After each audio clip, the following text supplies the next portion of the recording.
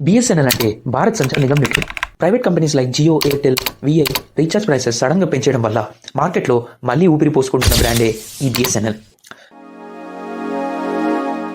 గత నెల నుండి చూసుకుంటే మనకు జియో ప్రైసెస్ ఒక్కసారిగా పెంచేశారు. దానికి కారణం ఏంటో మీ అందరికీ తెలుసు.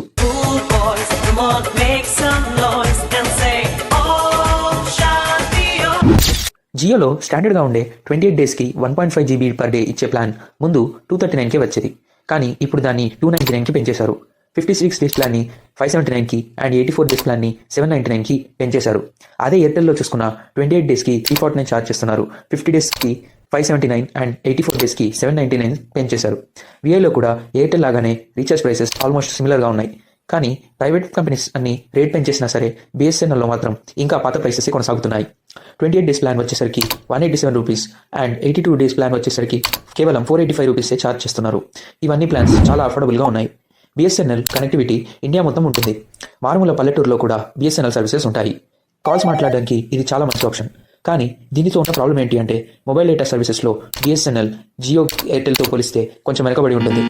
సిటీస్తో BSNL ఇంకా 3G సర్వీసెస్ ఆఫర్ చేస్తుంది. నెట్ విషయానికి వస్తే BSNL మాత్రం స్లో స్పీడ్ అనే చెప్పుకోవచ్చు. కానీ రానున్న రోజుల్లో BSNL తమ 4G అండ్ 5G సర్వీసెస్ని ఇండియా వైడ్గా పెంచాలని ఆలోచనలో ఉన్నట్టు వార్తలు వినిపిస్తున్నాయి. ఇదే నిజమైతే 2025 ఎండ్లోపు BSNL తమ 5G నెట్వర్క్ని ఎక్స్పాండ్ చేయొచ్చు. ఒకవేళ ఇదే నిజమైతే జియో, ఎయిర్టెల్ వంటి ప్రైవేట్ బ్రాండ్స్కి BSNL ఒక పెనుముప్పుగా ఉంటుంది. ఇప్పటికే సుమారుగా 105,000 యూజర్స్ BSNLకి పోర్ట్ అయినట్టు తెలుస్తుంది. మీకు ఏ సిమ్ వాడాలో అనే డౌట్ ఉంటే నేను సింపుల్గా చెప్తా వినండి. ఫర్ ఎగ్జాంపుల్, మీకు ఇంట్లో వైఫై ఉండి, వర్క్ ప్లేస్లో కూడా వైఫై ఉండి, మీకు డేటా అంత ప్రాబ్లం లేదు, కానీ కాల్స్ ఒకటి మాట్లాడడం ఇంపార్టెంట్ అనుకుంటే ఏమాత్రం డౌట్ లేకుండా BSNL సిమ్ తీసుకోవచ్చు.